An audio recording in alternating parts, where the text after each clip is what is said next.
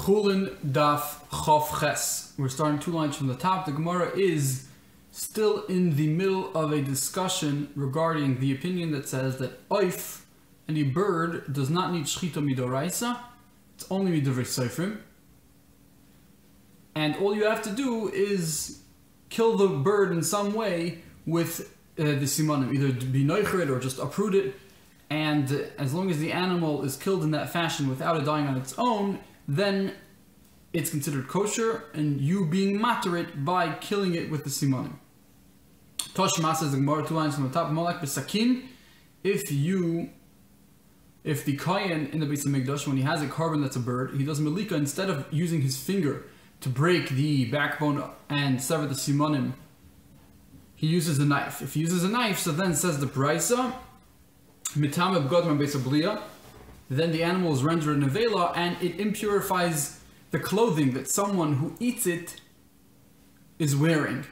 It can impurify if it gets to the Beis HaBliya, the place where someone swallows, meaning if you eat it, then it makes the clothing tameh.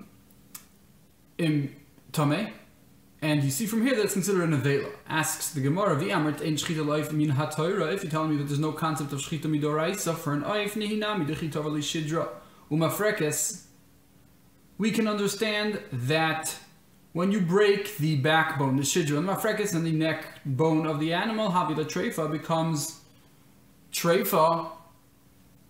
But tahani le sakin, the continuation of you severing the simanim with the knife, should help l'tahara midei nevela, to purify the animal and make sure it doesn't become nevela. Because if you have an animal that's a treifa, that has any of the ailments that render it a treifa because it won't live within a year, but still, if you do a good shchita, then it will not have a tumas nevela. Only if the shchita is messed up, then it becomes a nevela also.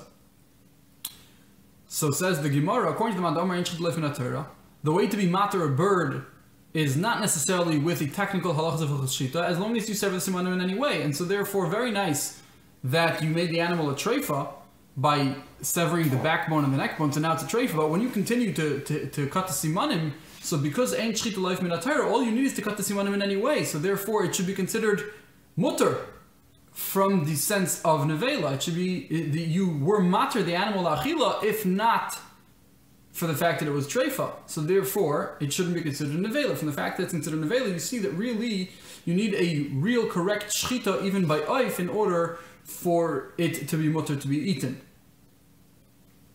Says the Gemara, really you're right. You see from this brayso that you need shchita loif min ha-Torah, but the Amar that holds that ain't shchita loif min ha-Torah has a Tana on his side. Who the Omar, he says ki Tana, like this following Tana de Tanya, like it says in the brayso, Relezer akapar b'Rebbi Omer. Ma tamud loymar ach ka'asher yeyocheles atzivives ha'ayol kein techelen.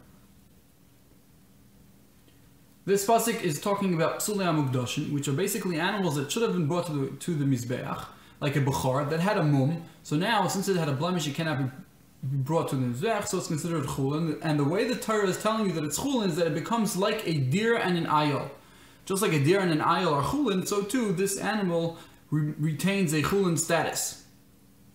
And therefore, asks the Gemara, V'chimalo madnu, ask the brayso, V'chimalo madnu mitzvi va'ayol. What do we learn from tzvi va'ayol to psulei hamukdashim? The way the pasuk is structured is that from psulei hamukdashim we're learning something from tzvi and ayol to psulei hamukdashim. The Gemara says there's nothing to learn from them. We end up learning me'ata.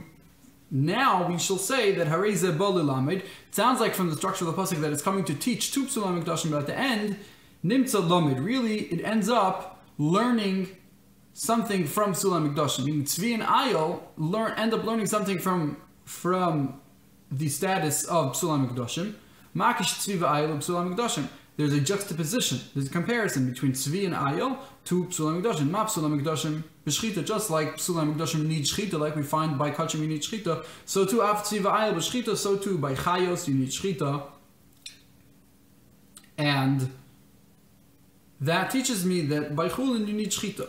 However, he continues, a bird which is not tzvi and ayol, so does not have a hekesh to psulei hamukdashim, that in chanami does not have shchita midivrei Torah, el midivrei seifrim. So you see here that he holds that oif does not have shchita midivrei Torah. Asks the Gemara, Man Tana de Poligale de Rabbi Kapar. Okay, so who's the Tana that argues that we found it in the Brisa above that really holds Shchita is needed for Oif Minat Torah? Who is that? That's Rebbe. It's Rebbe. The Tani Rebbe Omer v'zovachto kasher tzivisicha. It says in the pasuk, slaughter like I have commanded you. Now it doesn't say anywhere in the Torah any hilchos Shchita. So kasher tzivisicha is a hint to the fact that there was a tradition brought down from Sinai that Moshe was commanded, even though it's not in the biblical text. Melamed, this teaches us in Stav Moshe that Moshe was commanded al haveshet ve'al akone, on the esophagus and on the windpipe, ve'al roiv echad be'oif, and on that you need the majority of one simon to be shechted by an oif, ve'al roiv shnayim be'behema, the majority of two simonim by a behema. Continues the Gemara. Echad be'oif. The Mishnah says that by fowl, by oif, you only need to slaughter one of the simanim. Itmar, it was learned from Nachman Omar, oif veshet aikane, either the veshet or the kane, whichever one, either the esophagus or the trachea. Rabbi Eliyahu Omar veshet v'aikane, specifically the esophagus and the trachea not. Rabbi Nachman Omar oif veshet aikane, he says either one, because echad katani, echad koldu, whichever one. Rabbi Eliyahu Omar veshet v'aikane, my echad has to be specifically the veshet. What does echad mean? Echad means miyuchad, the special one, which is the veshet, because that's where the life is from. And we see that it's more important because by a veshet, a hole, one little hole in the veshet disqualifies the animal, makes it treifa, not by a kanas. You see, the veshet is much more important. Says the Gemara, Meisivei. We have a question. It says in the Brisa, Shochat es haveshet. If you slaughter the veshet, then afterwards the gageris becomes uprooted. It's misplaced. It leaves its place. So then it's kosher because you already shachted the veshet. You already did shchita. So whatever happens after shchita is okay, even if it gets uprooted from place. However, if nishmat gageris, if the shochat, if first the gageris gets misplaced and then you shachted as haveshet, then you shechted the esophagus, then it's psula. Shachet es haveshet. If you shechted the esophagus, then nimtzis hagageres shmuta, and you find that the gageres is uprooted, the eini day, and you don't know im koydem shchita nishmita. If it happened before the shchita, lacha shchita nishmita. If it happened after shchita, so zayom ma'isa, and this was a story. Ve'amru kol safek b'shchita psula. Any suffix, if shchita works, because the animal has a cheskas isur, we learned this in the first parak. Therefore, any doubt that arises regarding the hechsher of the shchita, so we say the animal is b'cheskas isur and it's pasol. Says the Gemara, "Ve'ilu shchita b'gageres lekatani." All these examples of this brisa we just read are all when the shchita was done in the veshet, not in the kani, not in the gageres. Sounds like shchita must be done in the veshet. Says the Gemara, no. Mishum de gageres avida lishtamute. The only reason why the Brisa set up the cases this way is because it's more common for the windpipe to be the one to be uprooted and not the veshet, and therefore we talked about a case when you shachad the veshet and you're not sure about the kane. Toshma. Shochad shnei chatzoi simonim. If you shechted two halves of the siman. Ba'oif psula. Ba'oif, it's considered pasul by birds because you didn't shecht a majority of either one of them. Ve'etzar chlemer beheman, for sure by an animal. B'daimer ba'oif at shichtish es haveshet v'es havridin. By oif, you have to slaughter the veshet, meaning the esophagus, v'es havridin, and also the veins like we saw in the Mishnah, the veins that bring the blood. So says the Gemara, you see from here that also you have to shech the veshet. It says only veshet. It says the Gemara, no, mishum the veshet samach lavridin. The reason why Rabbi Yehuda mentioned the veshet is because the veshet is next to the vridim, so since you have to shech the vridim, so you might as well shech the veshet. But really, if you shech the kana and the vridim, it's fine also.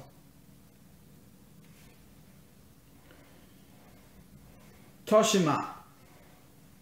The Gemara wants to bring another proof. Shochat chatzi gageres. If you shechted half of the windpipe, the shoha kedei shchita, and then you waited the amount of time that it takes to do an entire shchita, and then you finished, you waited, you paused for that amount of time, and then gomer shchitase, it's considered kosher. My lav ba'oif. Are we not talking about a case when it's a bird? Umay gomer, and what does it mean you finished gomer gagaris? You started half the gagaris, and then you finished half the gagaris. And we said it's kosher. So you see that all you need is shchita gagaris. You don't need to shech the veshet. It says the Gemara, loy bibehema. It's talking about a behema. It's not talking about an oif. Umay gomer. What does it mean? Gomer l'shchita kula means you finished half the majority of the gagaris and you continued onto the esophagus. So we have no proof. If you have half of the kane already cut, half of the windpipe already cut, so we said the animal is kosher. V'hoisif olav kosher, and then you continue to shecht a teeny amount to make the majority of the kane cut. V'gomer shchitasei, and you finish the shchita, then it's kosher. Ma'ilav be'oif. Are we not talking about an oif? Umay gomer lekane, and it means you shechted. What does it mean? You finished the shchita. It means you finished shechting the windpipe, and you see you shecht the windpipe. You don't have to check the esophagus. The Gemara says, "Loy behema." It's talking about a behema. My gomer the veshet. That means you finish the veshet. So again, we have no proof. Tashma keitzad mokin. How do you do malika? This Bryce is saying how you do malika. Chatas by a chatas. If the bird you're bringing is going to be a chatas, and choytach shidim marfekes, you cut the backbone and the neck, but loy roiv basar without separating most of the flesh of the neck. Until you get to either the veshet or the kane. You only shecht one of them, and then you separate most of the flesh of the head. And if it's an oila sa'if, then you do shnaim or roiv shnaim. So you see from here that the Bryce of the Pharaoh said you can either shecht the kane or the veshet. It does not make a difference. You can either do malika to the kane or the veshet, doesn't make a difference. To yufta der Rav Ada bar Ava to yufta. So this is a question. Rav Ada bar Ava said you have to shech the veshet. The Bryce says before you can do malika to the kane as well. My have Allah. What is the halacha? Asks the Gemara. My have Allah. We said we brought a raya against Rav Ada bar Ava. Says the Gemara. No, dumashani hasam dika shidr mafrekas. Maybe over there by malika is different because you shechted the shidr mafrekas. You already did malika, you already cut open the shidra and mafrekes, and therefore over there we let you shech the kane. By malika where you already shechted the shidra and the kane, so the animal's life is already dwindling so weakly. The animal's life is so weak already because you already shechted the shidra and the mafrekes. Therefore, we allow you to just shech the kane, but in a regular situation, you really have to shech the veshet, because that is more crucial to the animal's life. And only by malika we allow you to shech the kane, because the animal is half dead already. So maybe it's not going to be to yufta. So tashma. So we want to know really what the halacha is. Tashma dahu bar avza. There was a duck. Dahava bei rabba. That was in the house of Rabba. It was brought and its neck was filled with blood. So they weren't sure if it was considered a treifa, because maybe the blood is coming from a hole in the veshet and that makes it treifa. So Amar Rabba said, Hechinav, what should we do? Nishchete, if we actually shech this, the hadar nivdeke, and then check, Vilma b'makom nekev kashachit. Maybe we shecht it in the place where the nekev was, and we won't be able to determine whether there was a nekev in the veshet, and we won't be able to know if it was treif really or not. So you can't just shecht. Nivdike v'hadar nishchete. If we first check and then we should shecht, Ha'amar Rabba, the Rabba said, veshet ein lo b'dika b'chutz. You cannot shecht the veshet from the outside. Even if you cut open the skin of the bird, of the duck, you can't check it from the outside, because the outside of the esophagus is red, and even if there's blood there, you won't be able to tell. The only way you can check a veshet to see if it had any holes in it, if it was treifa, is from the inside. If you turn it inside out, and the inside of the veshet is coated with a white membrane, and that, if you see any red, then you know there was a nekev. So you can't check it before with the shchita, because the only way to check a veshet is by turning it inside out. The animal must be dead first.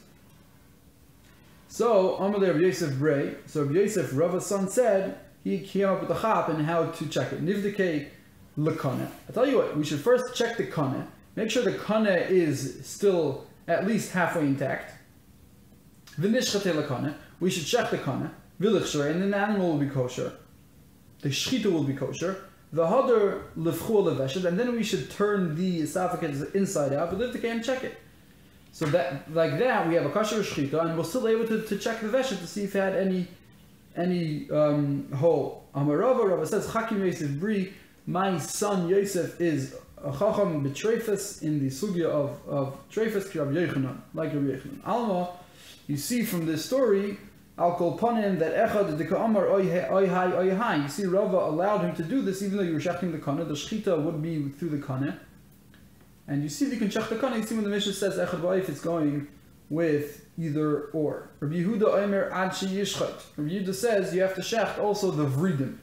Amar Rav Chisda Rabbi Yehuda ba'ayif. Rabbi Yehuda only said this by fowl, by birds.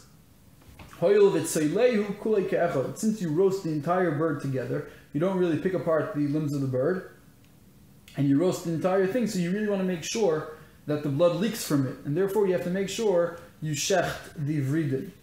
Aval behema, but by behema, since you chop up each limb, so then then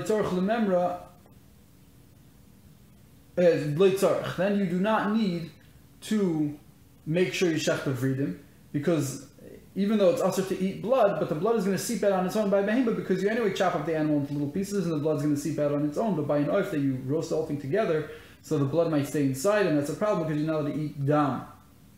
Asks the Gemara, remember the time of Yehuda Mishum Dam, do you mean to say that the whole reasoning of Yehuda to shech the vridim are because of the isser of eating dam, that not Rabbi Yehuda Omer actually yishchas vridim? Didn't Rabbi Yehuda say you have to it says in the Mishnah, Rabbi Yehuda says actually yishchaites vridim, you have to actually do shchita to the vridim. And if it's all about the blood, so you don't have to actually do a ma'aser shchita to the vridim. All you have to do is pierce a hole in it to make sure the blood comes out. Shchita sounds like it needs all the halachas of shchita, and drasa is not good. It has to be with a knife. It has to be, right? It has to. You have to slice it. Says the Gemara, no. What do we mean? We mean achinaka. Really, all you have to do is pierce it. You don't have to do real halachas of shchita by the vridim. Umay achi yishchait. What does it mean achi yishchait? Why do you use the words achi yishchait? He meant that you have to pierce it at the time of shchita. Why does that have to be at the time of shchita? The Gemara is going to explain, because at that point the blood is still warm and not congealed yet, and it'll come out, and therefore you have to be makpid that at the time of shchita, that's when you actually do the piercing of the vridim to get the blood out. Tashma, we bring another price of vridim b'shchita. The vridim have to be done b'shchita did Rabbi Yehuda. So you see weiter, you need to actually din shchita. Says the Gemara, aim of vridim tzarich l'nakvan b'shas shchita. Again, we say this means it has to be pierced b'shas shchita did Rabbi Yehuda. This is Rabbi Yehuda said. Toshima, another brisa, amru loy Rabbi Yehuda. They told Rabbi Yehuda, ma'achash lehuskuru vridim elaloitzim and dam. They actually asked it to Rabbi Yehuda. Since the whole reason vridim veins were ever mentioned was only so that the blood comes out, why are you being specifically makbid b'shchita? Right, that was their taina to Rabbi Yehuda michlal. So you can see from this rebuttal of the chacham to Rabbi Yehuda saw Rabbi Shchita. He actually holds Shchita. Now was their taina on him. So Hachika Amri says the Gemara, no, this is what they meant to say. Mali l'nakvan b'shas shchita, mali l'nakvan shlei b'shas shchita. Rabbi Yehuda agreed that it doesn't have to be done shchita. All you needed was a piercing just to get the blood out. But still he was makbid that to be b'shas shchita. And they were asking him, who cares? If the whole thing is regarding the blood, who cares? Why does it have to be b'shas shchita? As long as you get the blood out. V'hu savar, and Yehuda himself holds, b'shas shchita asidam. At the time of shchita, if that's when you pierce and you get the blood out, that's when the blood comes out, the chayim, because it's still warm and therefore it's liquidy and it comes out. Shaloi b'shas shchita, when it's not at the time of shchita, lo yasidam, the dam does not come out easily, the courier, because it's already cold. By Rabbi Yomi had this question: Vridin and Rabbi Yehuda, regarding the vridin, the Rabbi Yehuda says you have to shecht by fowl, shoha bohen, if you paused during the shechita, which we said, if you pause for a certain amount of time, then it becomes pasul. Doras bohen, or if you chopped it mahu. What would the halacha be? If you aren't makbid with hilchas shechita when you shech the vridin, what is the halacha? I'm like, husaba. And so this old man told him, Hachi Amar Rabbi Elazar, this is Rabbi Elazar said, V'amrila, and some say, Amar Leah Husaba Rabbi Elazar, the Husaba told Rabbi Elazar, Hachi and Rabbi Yochanan, this is Rabbi Yochanan said, Minakvan Bekoitz Venkshir.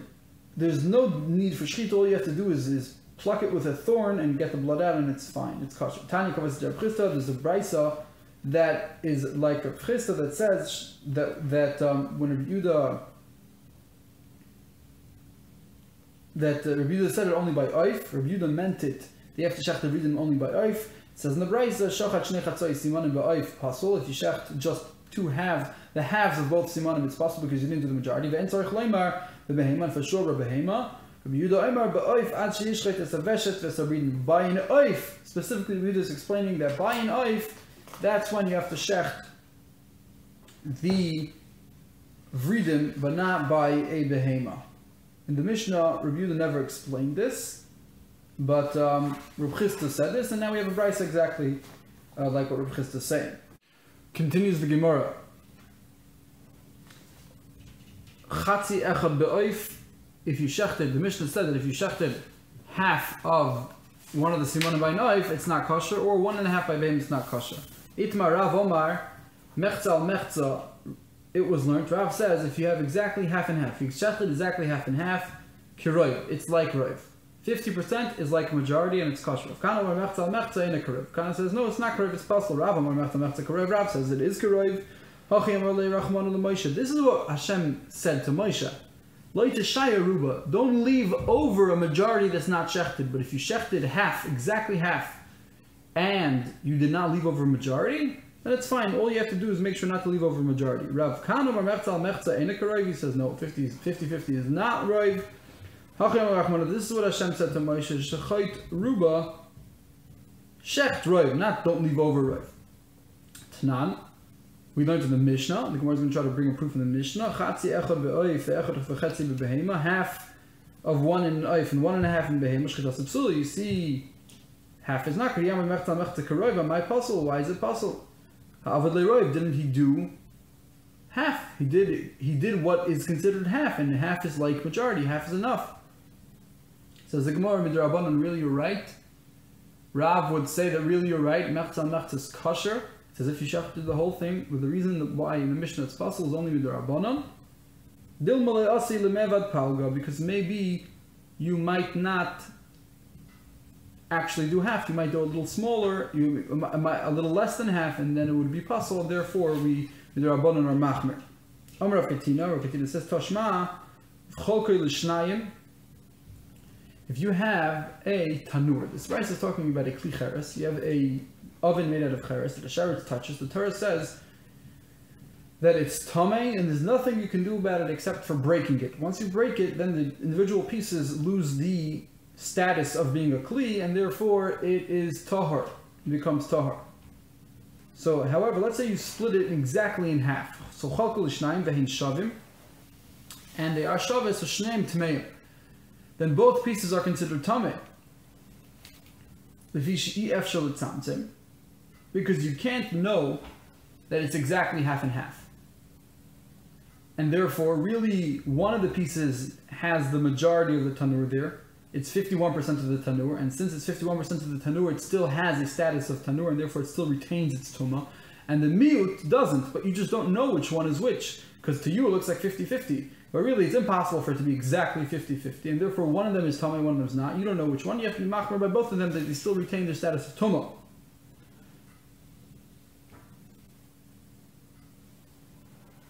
Says the Gemara, Ha efshel tzamtzem.